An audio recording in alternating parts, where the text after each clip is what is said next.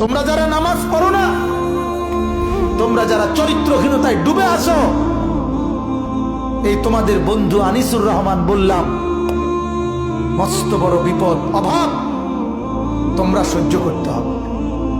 60 বছরের মুরব্বীরা চলে যাচ্ছে, 70-80 বছরের বয়স্করা চলে যাইতেছে কবরে।